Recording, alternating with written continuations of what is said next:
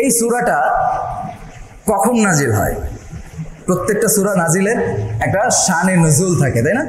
শানে নুজুল মানে হচ্ছিল অবতীর্ণ হওয়ার কারণ। অবতীর্ণ হওয়ার কারণ এই সূরাটা মক্কা বিজয়ের সময় নাজিল হয়। এই সূরাটা কখন নাজিল হয়? মক্কা বিজয়ের সময়, যখন 13 বছরের লম্বা কষ্ট সাধ্য জিন্দেগি, অর্থাৎ রাসূলুল্লাহ সাল্লাল্লাহু আলাইহি ওয়াসাল্লাম যখন নবুয়ত প্রাপ্ত হলেন, সেই সময় থেকে নিয়ে 13টা বছর পর্যন্ত কোনো ধরনের অত্যাচার, নির্যাতন, যা কিছু মানব ইতিহাসের দ্বারা সংগঠিত হওয়া সম্ভব, এরকম কোনো অত্যাচার, নির্যাতন রাসূলের উপরে হওয়া বাকি ছিল? সর্বোচ্চ অত্যাচার, সর্বোচ্চ নির্যাতন রাসূলের উপরে, রাসূলের সাহাবীদের উপরে করা হয়েছিল। একবার হযরত আবু বকর সিদ্দিক রাদিয়াল্লাহু তাআলা আনহু, তিনি ব্যবসায়ী ছিলেন। তিনি কি ছিলেন? ব্যবসায়ী ছিলেন। আবু বকর সিদ্দিক রাদিয়াল্লাহু আনহু তিনি ছোটবেলা থেকেই রাসূল সাল্লাল্লাহু আলাইহি ওয়াসাল্লামের বন্ধু ছিলেন। কি ছিলেন? বন্ধু ছিলেন।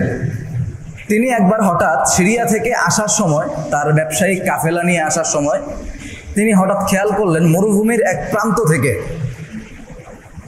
আহাদ আহাদ আহাদ শব্দ ভেসে আসছে। কি ভেসে আসছে? আহাদ আহাদ আহাদ। তিনি খেয়াল করলেন এটা তো উমাইয়ার বাড়ি থেকে আসতেছে। রাসূল সাল্লাল্লাহু আলাইহি ওয়াসাল্লামের কট্টর দুশমনের নাম কি ছিল? উমাইয়া। যে এটা তো উমাইয়ার বাড়ি থেকে আসতেছে। তখন আবু বকর সিদ্দিক রাদিয়াল্লাহু আনহু ওনার ব্যবসায়িক কাফেলা মক্কার দিকে ঢুকায় দিয়া উমাইয়ার বাড়ির দিকে গেলেন। বাড়ির দিকে যাওয়ার পরে দেখতেছেন উত্তপ্ত মরুভূমি, যেখানে মানুষ পা ফেলার সাথে সাথে পায়ের নিচে ফোসকা পড়ে যায়। সাধারণভাবে আমাদের শরীরের সবচাইতে পাতলা যেই চামড়া, সেটা আমাদের চেহারায়। আমাদের শরীরের সবচেয়ে পাতলা চামড়া কোথায়? চেহারায়। আর সবচেয়ে শক্ত চামড়া পায়ের নিচে। আর এই মরুভূমির উত্তপ্ততা কি পরিমাণ ছিল যে ওইখানে পা দেওয়ার সাথে সাথে পায়ে কি পড়ে যেত? ফোসকা পড়ে যেত, যেটা আমাদের শরীরের সবচেয়ে শক্ত চামড়া। ওই মরুভূমির বালুকাময় প্রান্তরের মধ্যে একজন মানুষকে চিৎ করে, একজন হাবশী গোলামকে চিৎ করে শোয়ায় রাখা হয়েছে।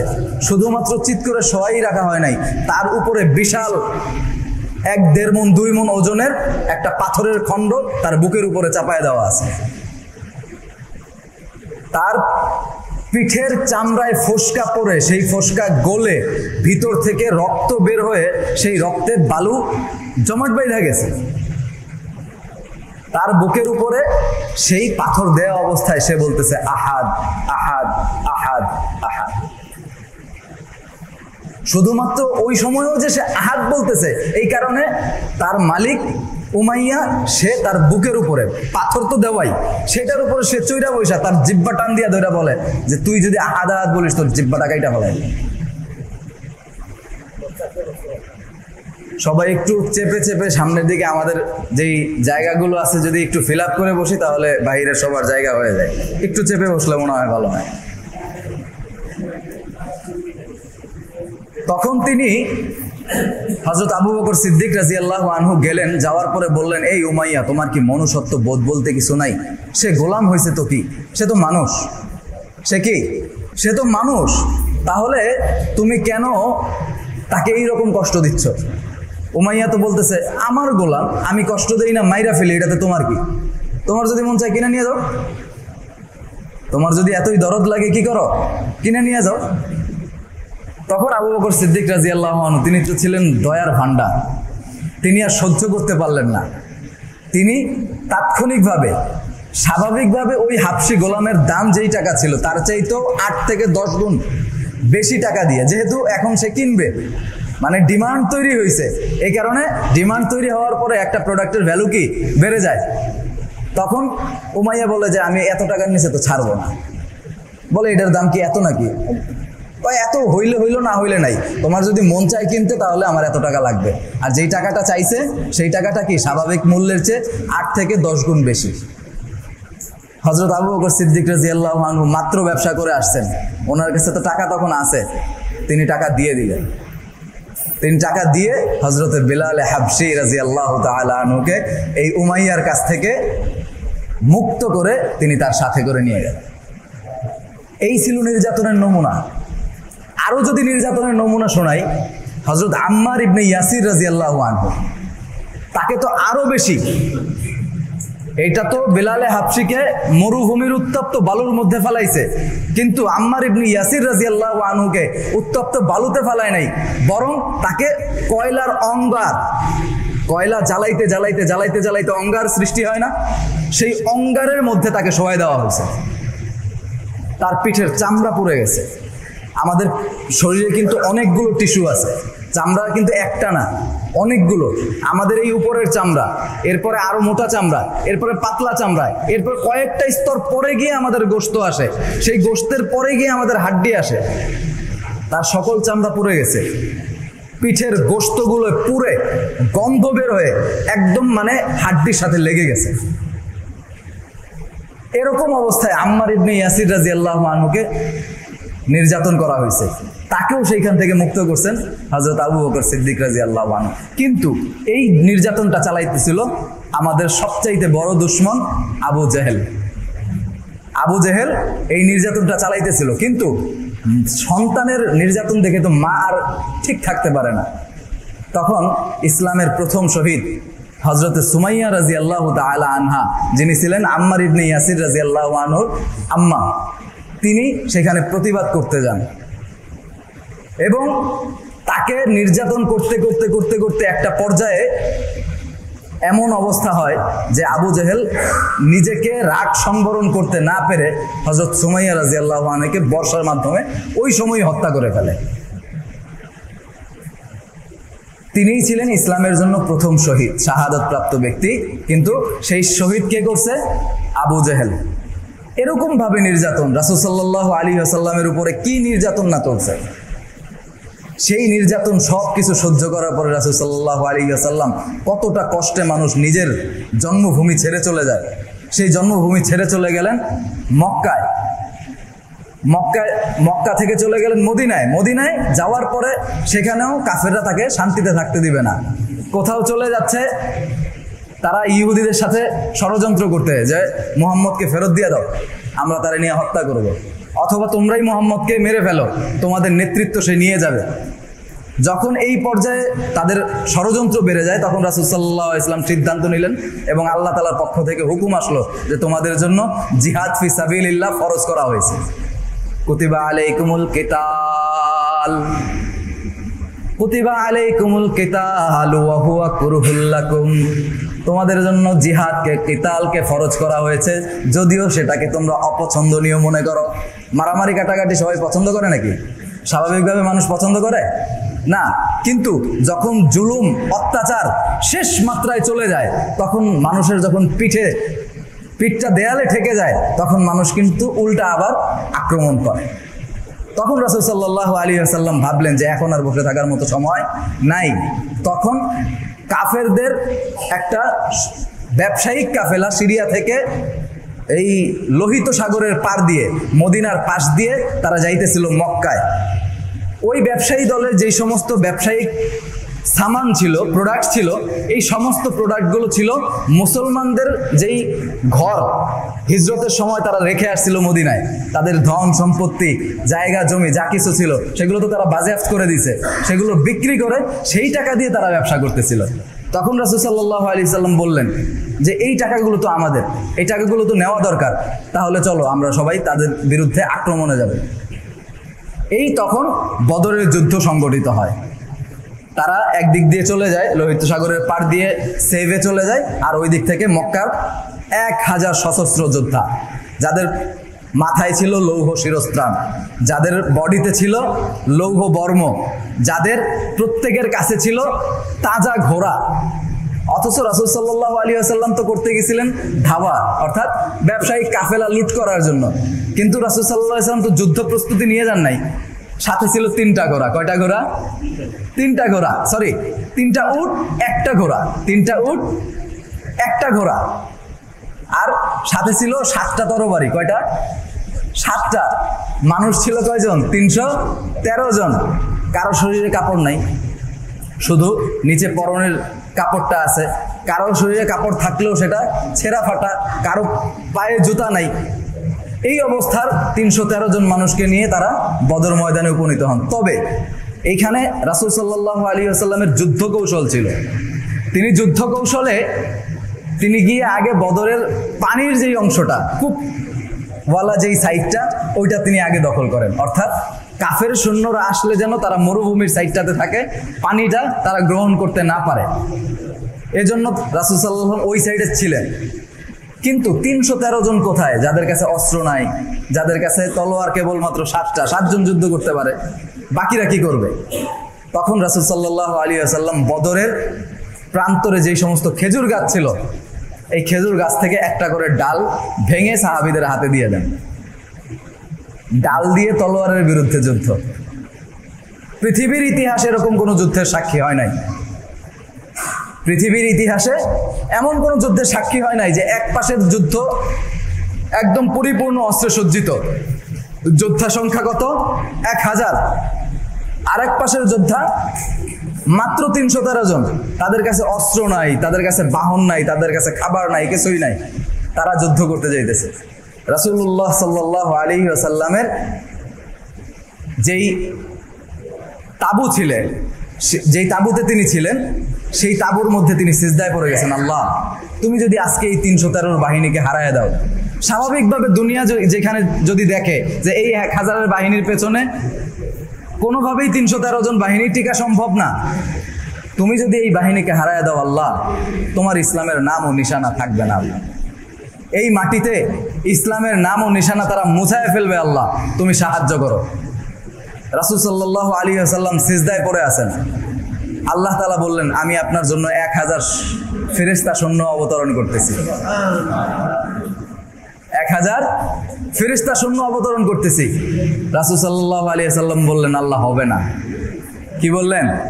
আল্লাহ হবে না, আরো লাগবে। আচ্ছা আমি আরো ১,০০০ প্রেরণ করি, ২,০০০ হইল। রাসূল সাল্লাল্লাহু আলাইহি ওয়াসাল্লাম বলতেছেন, না আল্লাহ তাও হবে না। আরো ১,০০০ দিই, ৩,০০০ প্রেরণ করি। রাসূল বলছেন তাও হবে না। আরো ১,০০০ দিই, ৪,০০০ হোক, তাও হবে না। আরো ১,০০০ মিলে মোট ৫,০০০ ফেরেশতা। কয় হাজার? ৫,০০০ সশস্ত্র ফেরেশতা আল্লাহ তাআলা ওই দিন বদরের যুদ্ধে মুসলমানদেরকে সাহায্য করার জন্য প্রেরণ করেছিলেন। ওই ৫,০০০ ফেরেশতা যোদ্ধা এখন কি পৃথিবীতে থেকে আল্লাহ তাআলা তুলে নিয়ে গেছেন? আল্লাহ তাআলা তাদেরকে পাঠাইছেন কিসের জন্য? মুসলমানদেরকে সাহায্য সহযোগিতা করার জন্য। কিন্তু সেই ৫,০০০ ফেরেশতা এখনো পর্যন্ত পৃথিবীতে আছে। সেই বদরের যুদ্ধে আমরা জয়ী হইলাম, কিন্তু তাদের ৭০ জনকে আমরা হত্যা করলাম এবং ৭০ জনকে গ্রেফতার করলাম। আর ওইখানে ৩১৩ থেকে মাত্র ১৪ জন শাহাদত বরণ করছেন। বাকি ২৯৯ জনই মানে তারা সুস্থ ছিলেন, স্বাভাবিক ছিলেন, কেউ কেউ আহত হয়েছেন।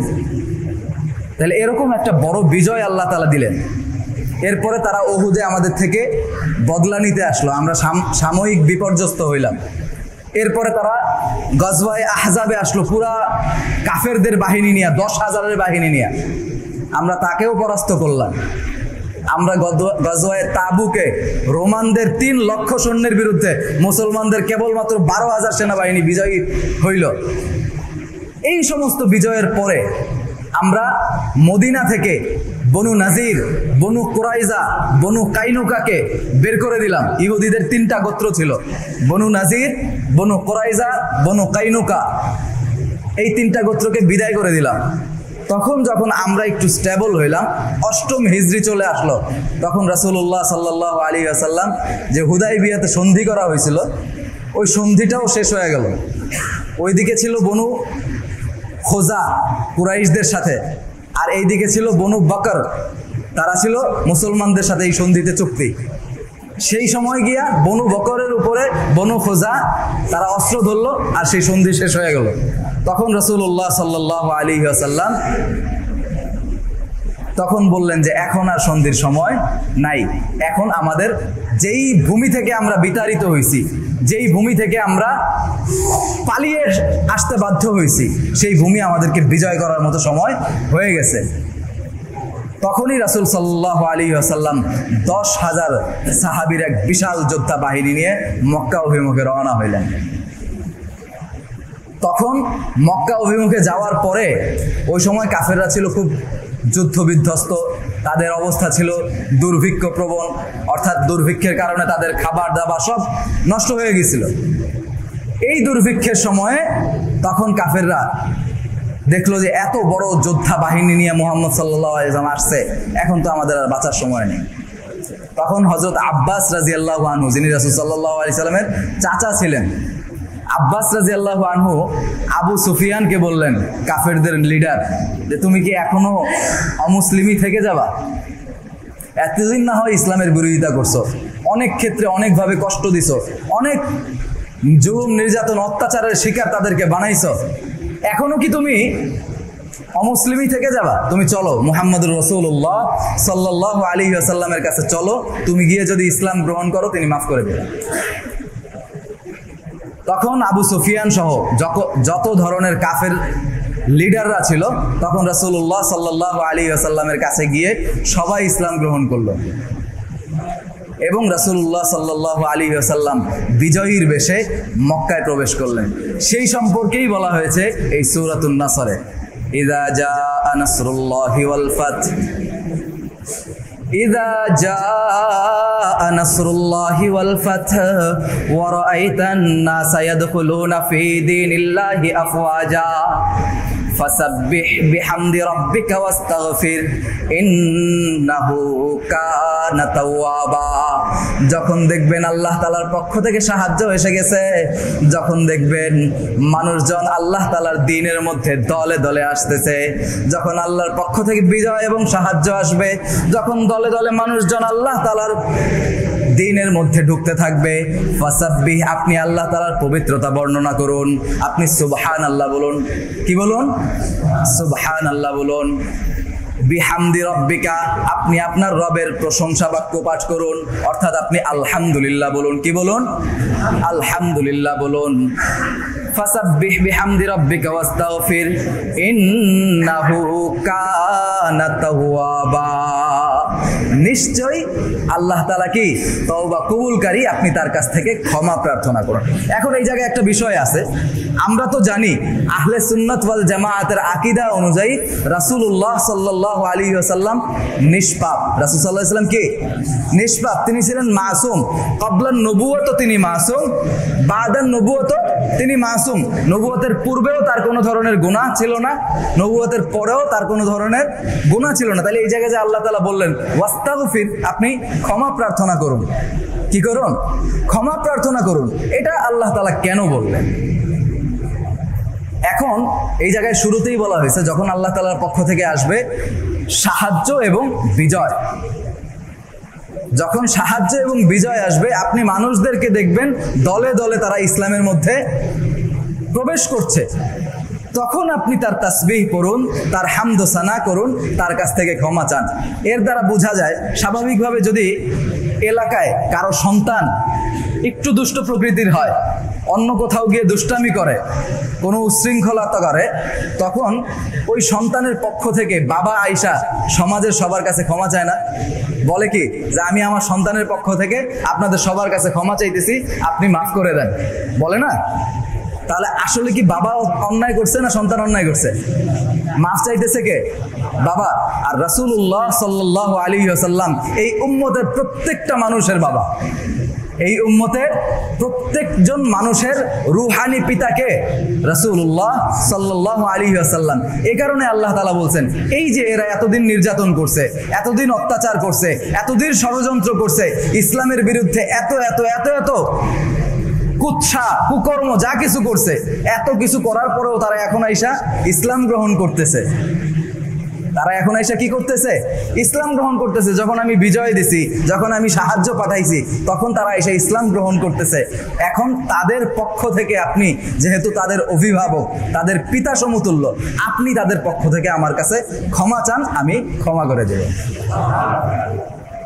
এই কারণে বোঝা যায় যে রাসূলুল্লাহ সাল্লাল্লাহু আলাইহি ওয়াসাল্লাম আমাদের সবার অভিভাবক ছিলেন।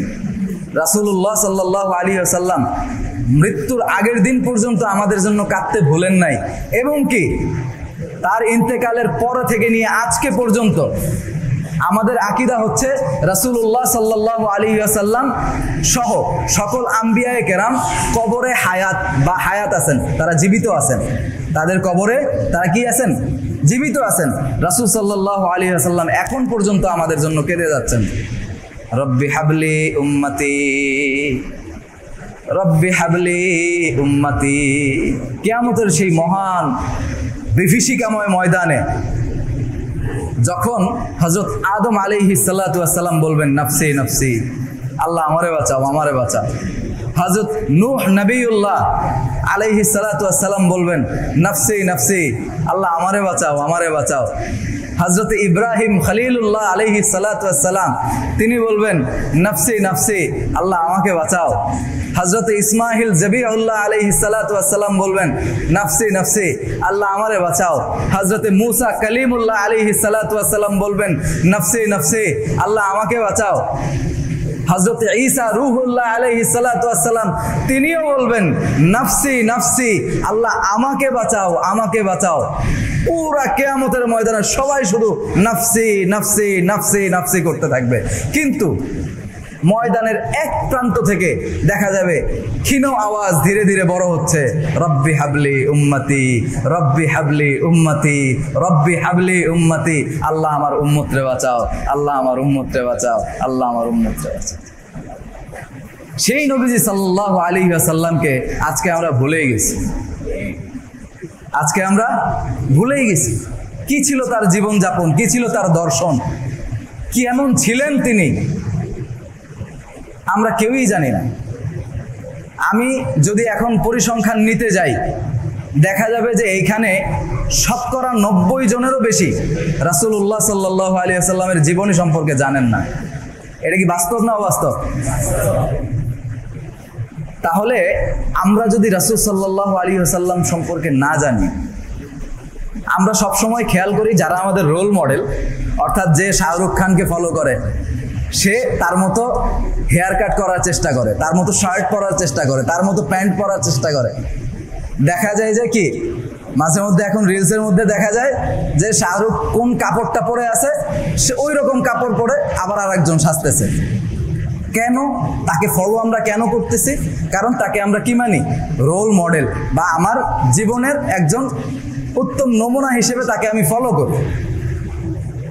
কিন্তু তার সম্পর্কে না জেনে কি আমি তাকে ফলো করতে পারি? আমার দেখতে হয় সে কিভাবে চুল কাটে, আমার দেখতে হয় সে কিভাবে হাঁটে, আমার দেখতে হয় সে কিভাবে পোশাক পরে, সে কিভাবে খায়, কিভাবে চলে, কিভাবে বলে, কিভাবে কি করে, সবকিছু আমাকে দেখতে হয়, জানতে হয়, বুঝতে হয়, এরপরে আমি তাকে ফলো করতে পারি। কিন্তু মুসলমানের জন্য আল্লাহ তাআলা পবিত্র কোরআনে হাকিমে কি বলেন? লাকাদ কানা লাকুম ফি রাসূলিল্লাহি উসওয়াতুন হাসানা, নিশ্চয়ই তোমাদের জন্য উত্তম নমুনা হচ্ছে রাসূলুল্লাহ সাল্লাল্লাহু আলাইহি ওয়াসাল্লাম। তাহলে আমাদের উত্তম নমুনা যদি রাসূল সাল্লাল্লাহু আলাইহি ওয়াসাল্লাম হন, আমরা যদি তার সম্পর্কে নাই জানি, তিনি যদি আমাদের রোল মডেল হন, তাহলে ফলো কিভাবে করব? তাকে ফলো করার জন্য আমাদের তার সম্পর্কে জানতে হবে, কিভাবে চলতেন, কিভাবে বলতেন, কিভাবে খাইতেন, কিভাবে মানুষের সাথে মুআমালাত মুআশারাত সব কিছু করতেন। এই জিনিসগুলো যদি আমরা নাই জানি, তাহলে আমরা কিভাবে তাকে ফলো করতে পারি? এ কারণে আমরা এখন থেকে সবাই একসাথে হাত উঠাই তো, সবাই নিয়ত করতে পারি কি যে রাসূল সাল্লাল্লাহু আলাইহি ওয়াসাল্লাম সম্পর্কে পরিপূর্ণভাবে আমরা জানার চেষ্টা করব ইনশাআল্লাহ। পারবো তো ইনশাআল্লাহ? এর জন্য আমি আপনাদের সবাইকে একটা বই সাজেস্ট করি। রাবেতায়ে আলমে ইসলামী, পৃথিবীর সকল মুসলিম দেশের একটা জোট, রাবেতায়ে আলমে ইসলামী একটা সংগঠন, তারা একটা সিরাত প্রতিযোগিতার আয়োজন করেছিল। তারা বলেছিল যে কে সবচাইতে ভালো সিরাত গ্রন্থ লিখতে পারে। সেখানে 1182টা পাণ্ডুলিপি জমা হয়েছিল। রাসূলের জীবনী গ্রন্থ কয়টা? 1182টা। তার মধ্যে ফার্স্ট অবস্থান যেটা গ্রহণ করছে সেটা হচ্ছিল আর রাহিকুল মাকতুম। নাম কি? আর রাহিকুল মাকতুম। আর রাহিকুল মাকতুম সবাই একটু মুখস্থ করেন। আর রাহিকুল মাকতুম, এটা বাংলায় অনেক অনুবাদ বের হয়েছে। এটা ওই 1182টা পাণ্ডুলিপির মধ্যে প্রথম স্থান অর্জনকারী, এবং আমাদেরই এই উপমহাদেশের মাওলানা সফিউর রহমান মুবারকপুরি রাহিমাহুল্লাহ তিনি লিখছিলেন এটা। আমরা এটা সবাই কিনতে পারবো তো ইনশাআল্লাহ? সবাই কিনবো তো ইনশাআল্লাহ? আমরা রাসূলের জীবনী সম্পর্কে কেউ আর লাওয়াকিফ, অজ্ঞান থাকবো না। আমরা সবাই রাসূলের জীবনী সম্পর্কে জানবো, জেনে আমরা রাসূলকে পরিপূর্ণভাবে ফলো করার চেষ্টা করব ইনশাআল্লাহ। ওয়া মা আলাইনা ইল্লাল বালাগ। যাদের সুন্নত বাকি আমরা ক্বাবলাল জুমা আদায় করেন।